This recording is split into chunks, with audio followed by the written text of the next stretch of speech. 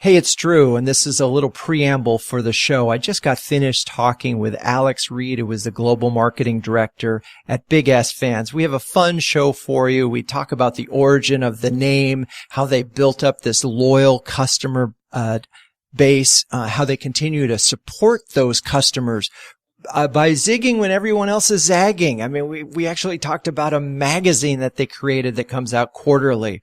We talked about a digital experiment that it didn't actually work as they had expected. And the power of having a sense of humor and not taking yourself too seriously, but taking your product very seriously. So with that, enjoy the show.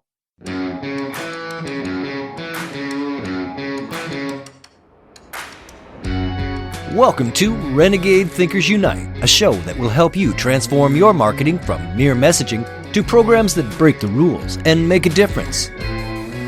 Join the movement today and learn non-traditional techniques that give you an edge. Now, here's your Chief Marketing Renegade, Drew Nizer.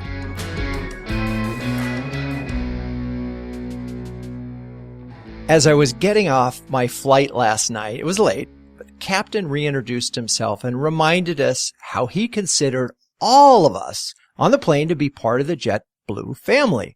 Just to prove his point, he told us that he had 4 kids and the youngest was a bit of a joker.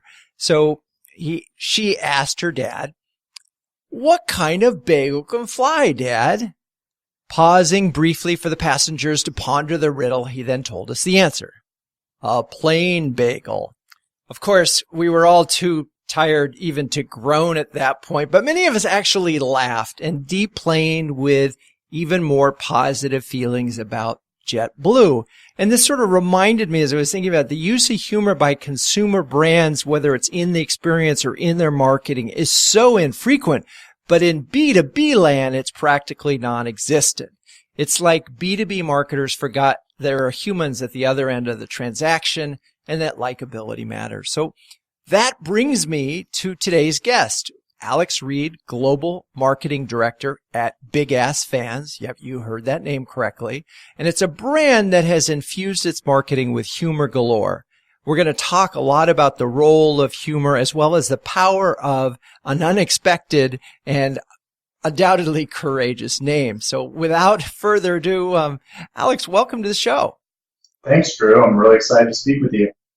Okay, so I think before we get too deep into this show, we have to address the elephant in the room, or I guess it's the donkey in the room, your company name, Big Ass Fans. And I know you get this asked a million times. It's such a cheeky name, but I got to imagine that it just sets up the opportunity for humor every day. No, you're absolutely right. And it's the first question people ask when they're introduced to our company, which is, how did you come up with that name? And it's a really great story because the business actually started as the HVLS Fan Company, which is a description. Yeah. That's memorable. It really rolls off the tongue. The only thing in common with the name Big Ass Fans is that it was descriptive. It was descriptive of technology being high volume, low speed.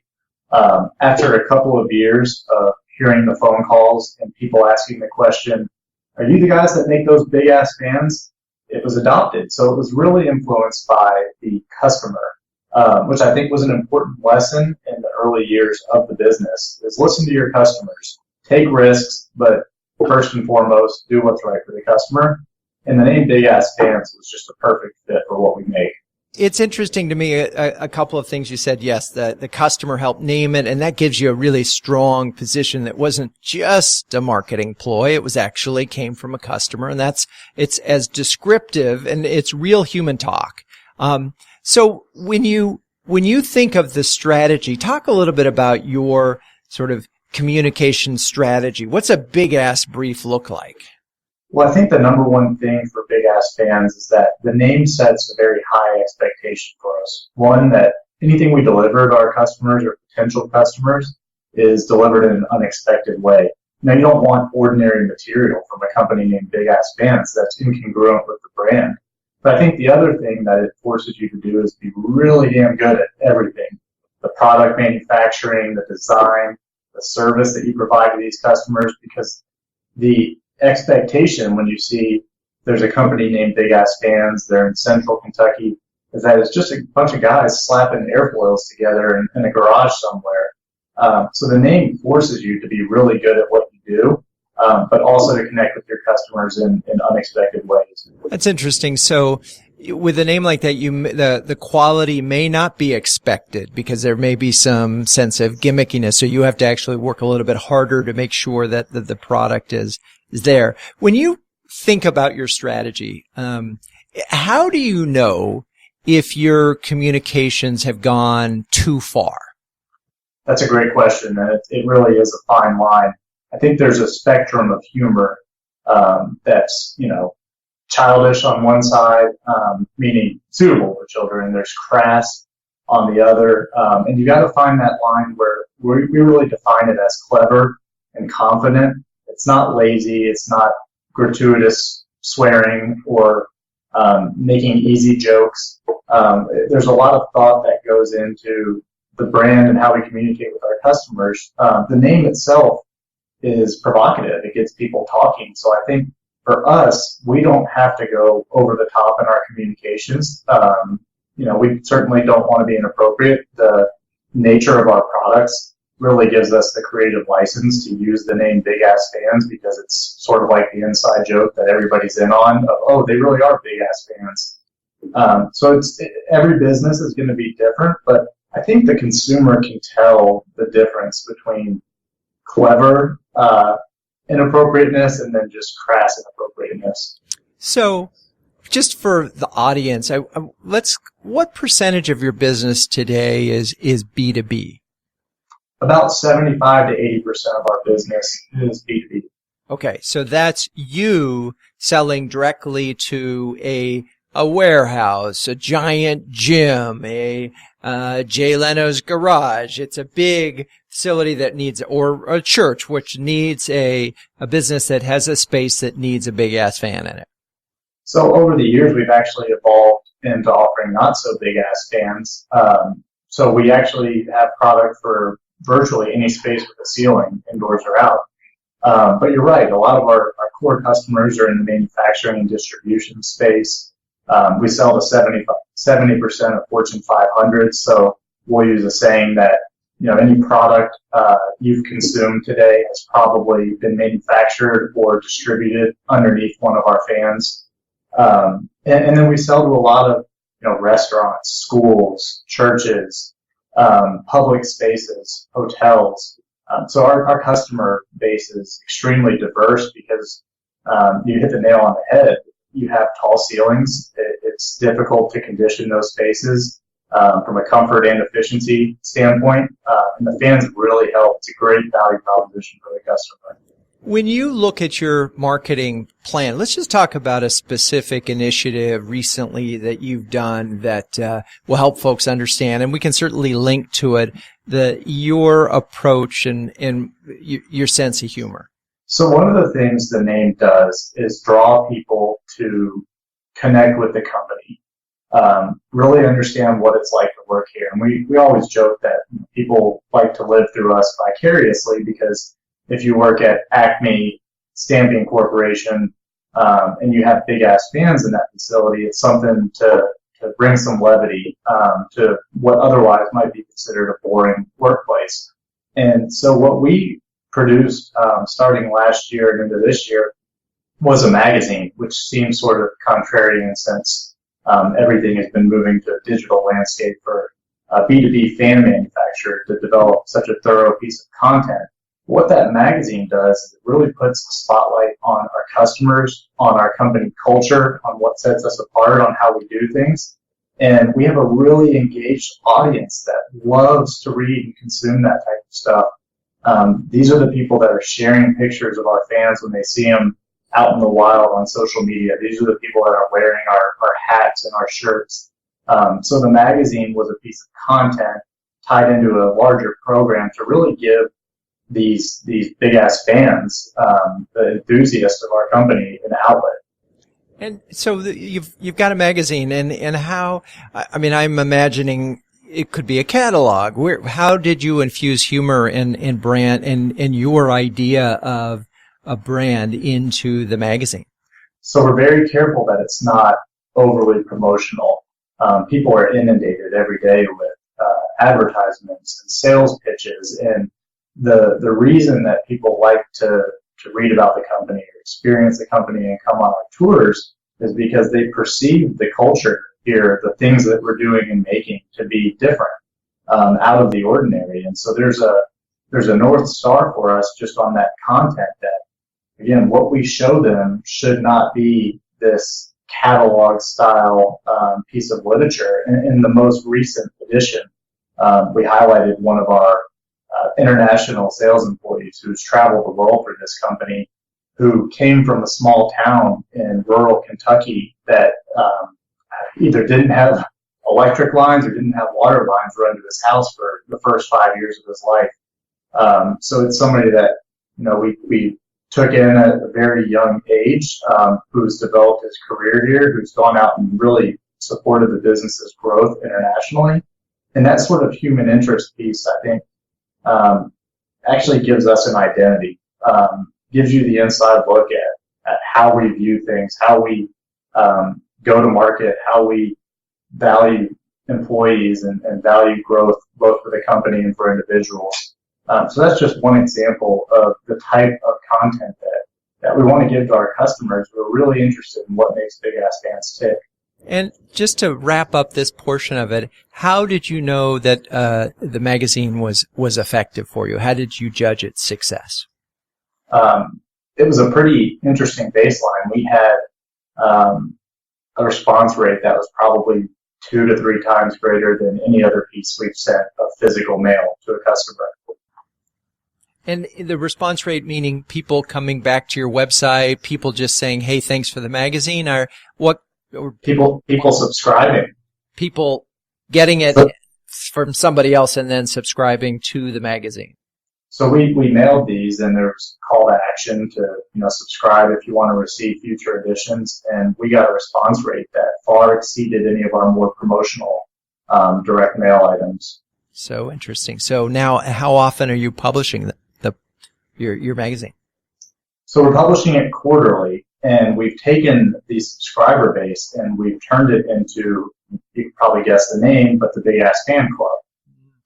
So it's one touch point in the Big Ass Fan Club where, they'll get first introductions to products, they'll get special pricing on all of our swag, they'll get an annual holiday gift, things that really, one, it gives an outlet to these people that I call Big Ass Fans of Big Ass Fans to, talk about us, to share material, but also it's a reward for them. We'll give them perks and freebies and, some of the reciprocal love that they give to us. I love all of that, and we're going to have to take a quick break, but when we come back, we'll dive in a little bit deeper on that, because there's so much going on that, as some folks would say, I'd like to unpack. So we'll be right back. You've been listening to another great interview on Renegade Thinkers Unite with Drew Nizer. But the value doesn't end there. As a listener, you can download a free ebook from Drew, Renegade Thinkers.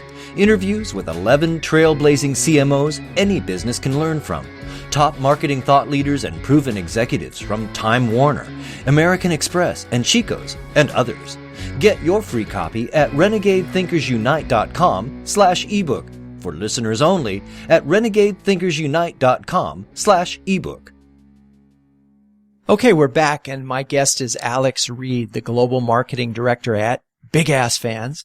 And we were talking about essentially a loyalty program of sorts that Alex and co. have developed. It included a magazine that got people to subscribe. And just for the readers, this approach, which seems so fresh in the world of a digital world, I've talked to some other marketers who have zigged when others are zagging. Magazines are just, particularly when they're well written and they feature your customers, are killing it because nobody's getting direct mail anymore. It's a bill or that's it. So there's an advantage there. But the other thing that I was going to mention is, this type of program could go back. You could date it back to the Guinness Book of World Records, which was developed for Guinness drinkers, the Michelin Guide, which was developed to get people to go drive their cars and use their tires more.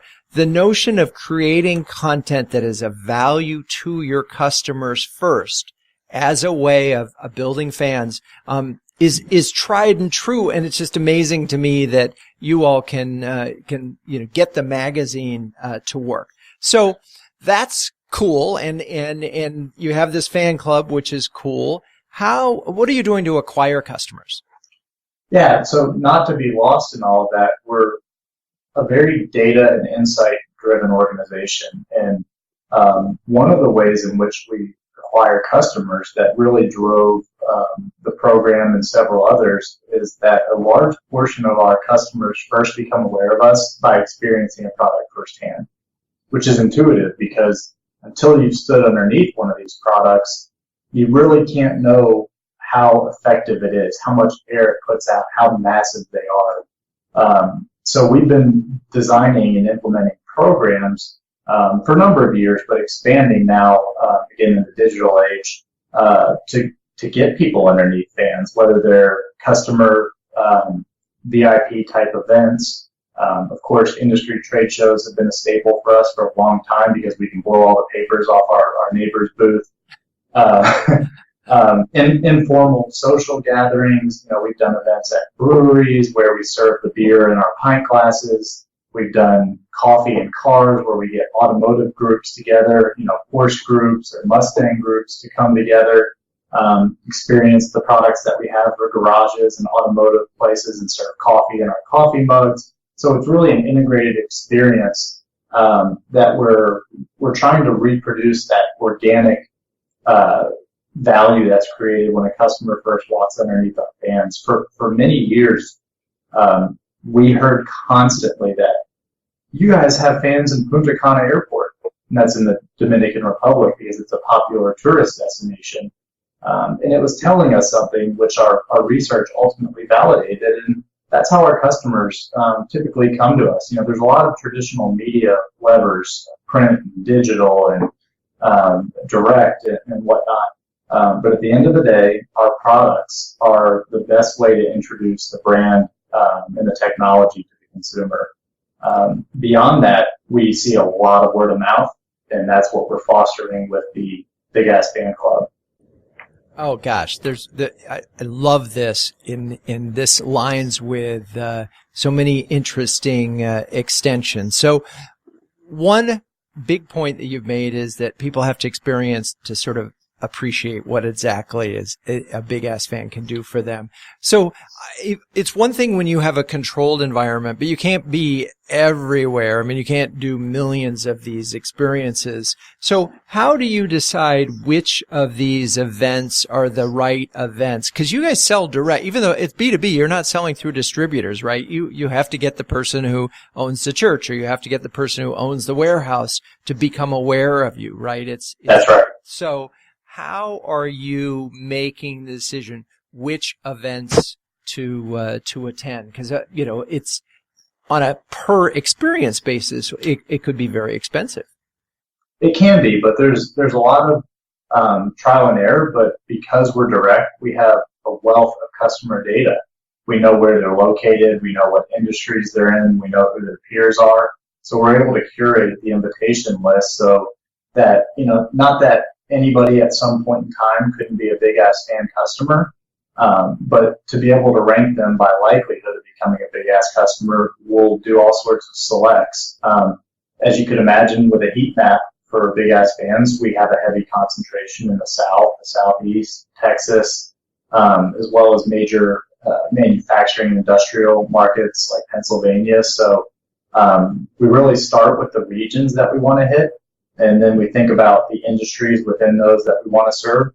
And we don't reach 100% of people through that program. We still do traditional media in non-traditional ways. But getting people to experience the products, take pictures of them or with them, with our floor fans, and share them with their network is just very important to our strategy.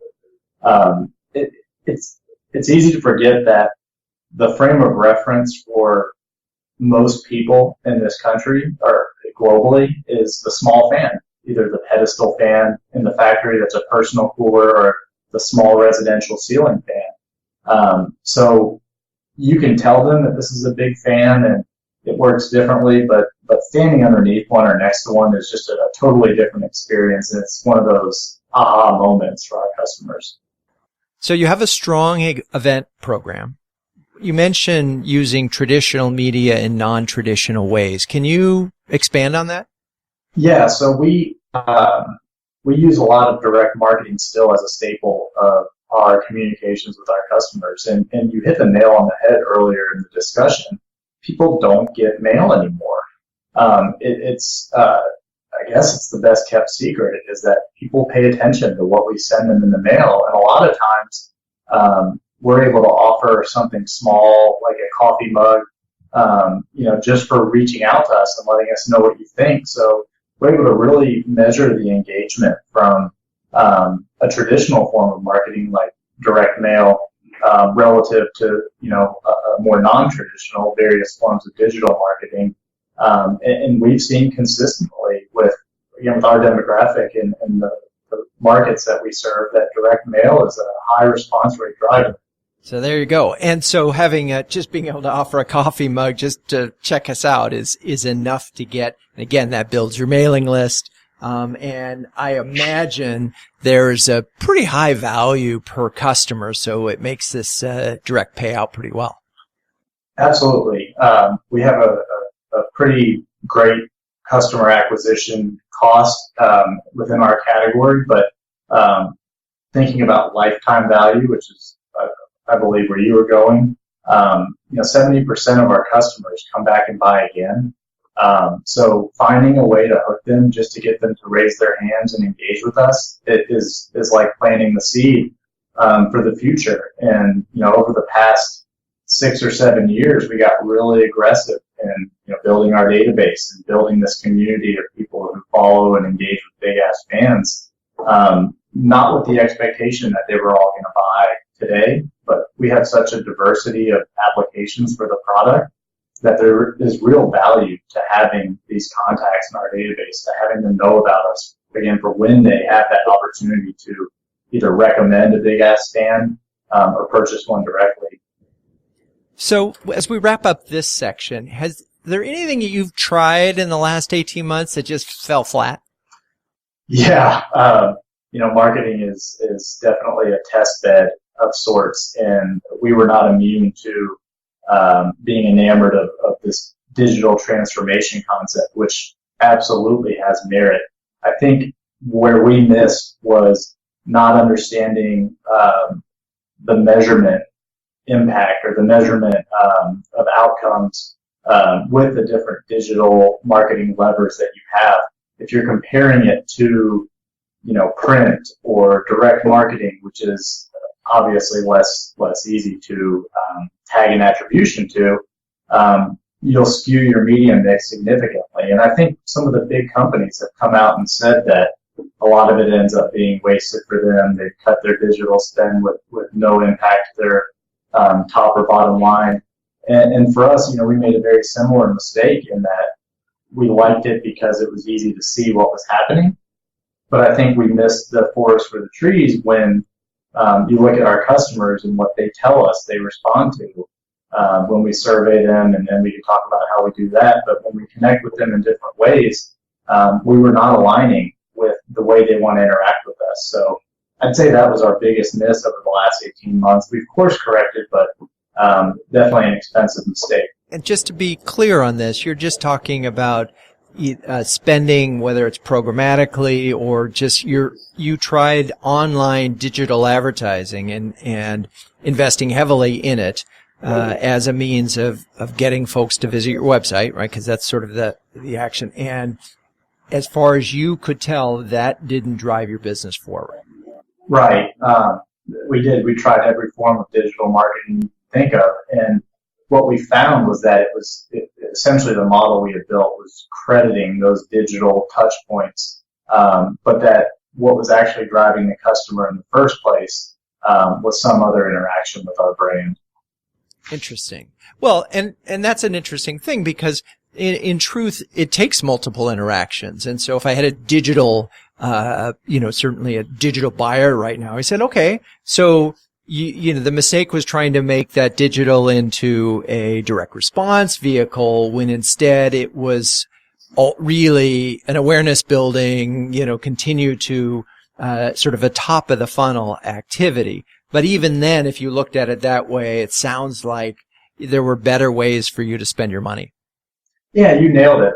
Everybody should understand what role each touch point plays in the customer journey and come up with a metric that makes sense. For us, we were looking at all things equal, and so maybe the mistake really wasn't digital marketing, because I do believe there's value in that. It was a misunderstanding of what role these touch points played as the customer moved along the journey of awareness to consideration and conversion, and ultimately retention. And digital can touch each point there in the spectrum, but we looked at it as a better, a more efficient vehicle than some of our traditional forms, just by their nature of being highly attributable.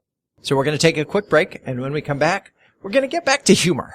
We've talked a lot about fun stuff, but we haven't really talked about some of the silly stuff that they've done over at Big Ass Fans, so we'll be right back.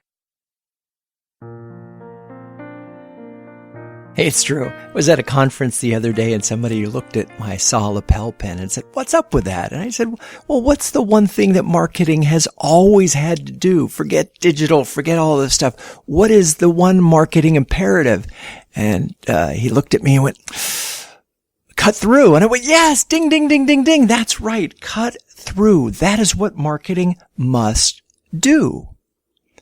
And it's not just cutting through the clutter, although that's really important, because if your marketing doesn't cut through the clutter, it's like the proverbial tree in the forest that falls and nobody hears it.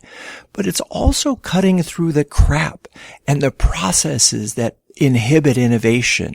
We've been working a lot lately with some CMOs to help them cut through the crap and get at the essence of what is their big idea. And how can they make a case to expand that idea across their business? That, to me, is cutting through. Okay, we're back to wrap up the show with Alex Reid, Global Marketing Director at Big Ass Fans. And so I want to get back to, I watched a couple of the videos. There was the tour. You've named your donkey Fanny, I think. So another point in there. But you did a very tongue-in-cheek video of an office tour. Talk about the role that humor plays in both, not just as a way of getting customers, but it must have some role on recruiting employees and retention. Yeah, you're absolutely right. Life's too short to be boring, and I don't understand why businesses gravitate towards ordinary communications, ordinary brands. You don't have to have the cheeky name like Big Ass Fans to have a sense of humor, to remember that there is a human on the other side of the phone or the other side of the mailbox. So for us, humor is central to everything we do. And, I mentioned delivering material in an unexpected way. I think messages need to be delivered in an unexpected way. And that doesn't mean the sales pitch has to be magical. Sometimes it is content that shows, we're a fun company. We like to enjoy what we're doing, and we'll share some of that joy with you. And one of my favorite examples is that we used to get so many phone calls from irate mail recipients, and they were never really customers or going to be customers, but of course they would call and say, "I'll never do business with a company with a name like yours." And what happened every time, we would take those calls and we would hear them out, and what happened every time is they would end up cussing us out, which is fantastic, because they call us to tell us our name is crass, and then they end up swearing at us. So we took those and we turned them into our own mixtapes and shared those with customers, because we have probably that 2 to 3% minority that thinks the name is disgusting and wants us to change it. And that's an ever shrinking number. But then the people who like it really like it and they want to defend it. So they get a kick out of things like that. That's funny. So your fan club is definitely stepping up. And that really speaks to the difference between a brand and a generic. A real brand has fans that will step up. That's how you know. That will step up and defend you, particularly in the face of silliness like that, and especially given the source of the name to begin with. So I love the mixtapes. How about another example of a video that, or some other thing that you've done on the humor scale that sort of, that rang the bell? So I'll give you a sneak peek of something that we're working on now. Because the name Big Ass Fans starts with Big Ass, we get a lot of people who are looking for something different. Visiting our website and visiting our social media feeds. And so they'll private message us on social. And our social person has just a great sense of humor. She has a lot of fun with it. But they'll ask her to send things like send me a pic, that kind of stuff. And so she will send a picture of Fanny in a bikini or something like that. And so we're going to put a video compilation together, called Not What They Expected, showing some of these interactions we have with these poor guys, and I'll just say guys because they're all guys that come to the website expecting something a little more unsavory than ceiling fans. So as you look back at what you're doing, is there one or two big lessons learned, particularly when it comes to the use of humor and still building your brand and selling your products? The easiest thing to remember, which I always preach internally, is that the number one job of marketing is to stand out. Humor is a great way to do that because we all love to laugh. We all love a good joke. It's not the only way to connect with your customers on a more emotional level, but you got to find a way to stand out. And I'm not recommending every person changes his or her company's name to Big Ass something. That's not the recipe for success, but just remember there's so much noise. There's so many things that you compete with for attention that if you don't stand out, it doesn't matter how great your product or your service is. The dichotomy there is, though, that you have to deliver. If you're going to rely on humor as a vehicle to deliver your message, then service has to be top-notch. The products have to be great because there is an expectation that you're not just goofing around. So those are the two things that I would say are really important. But just stand out. I think, I've never understood it. It's not the way my brain works, but I think there's an inclination for people to just gravitate towards the norm, and it's the job of marketing professionals to pull it back and make sure that you're not talking to yourself, that you're really thinking about this from the eyes of the prospective customer. It's funny as you were talking. Well, first of all, standing out, we use the term cut through here at Renegade Thinkers Unite, and totally obviously agree with you that marketing that doesn't cut through is pretty much the proverbial tree that falls in the forest that nobody gets to hear. So is there somebody in the organization that when you show a video to or talk to them about an idea, if they don't laugh, you don't do it? That's a great question, but no, I wouldn't say there's that one person. I'm very team oriented, and it's more of a sample size. If nobody's laughing, it's probably a problem. If half the group's laughing, maybe you want to understand why the others didn't think it was funny. It's a little bit more informal, but I really like hearing people outside of the company. In fact, I was on a call this morning, and I pitched an idea to somebody that was looking at some fans, and it was totally unrelated to their project, but they were cracking up, and that's a good sign because they don't work for the company. So it's important to get out there, get outside of your bubble too, and understand what the audience thinks about it. Really interesting conversation, and I'm going to take a stab at wrapping up, which I do in every episode.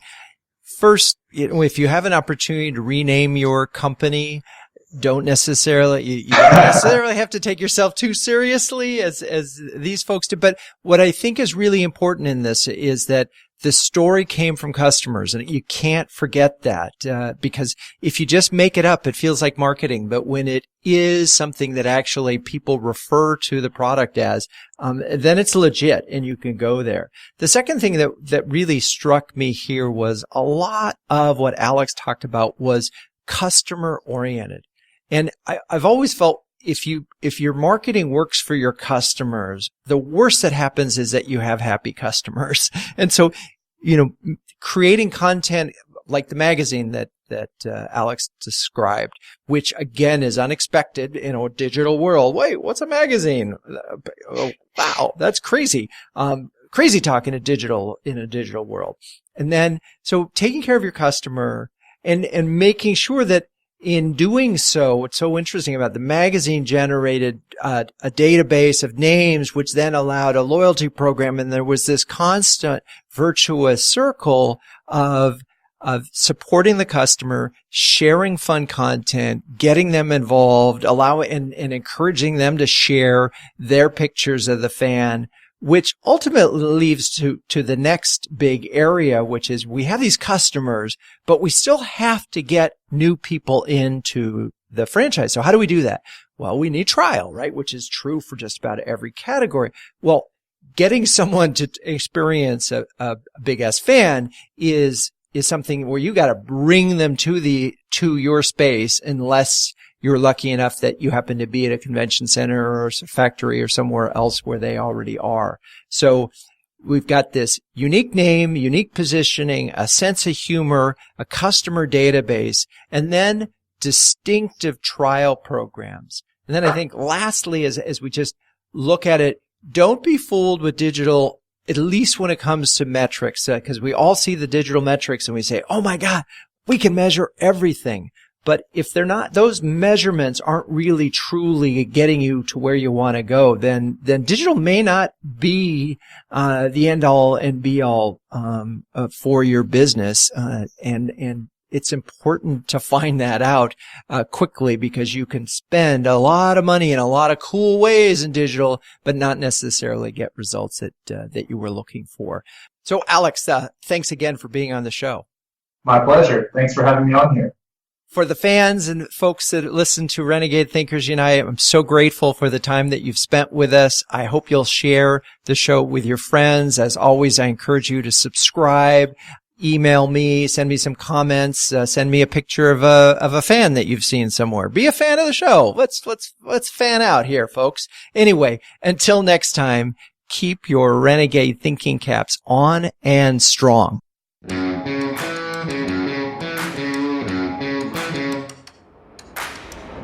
This has been Renegade Thinkers Unite, but it doesn't end there. Just go to renegadethinkersunite.com for more and subscribe to the show. That way, you'll never miss an episode. We'll talk with you next time on Renegade Thinkers Unite.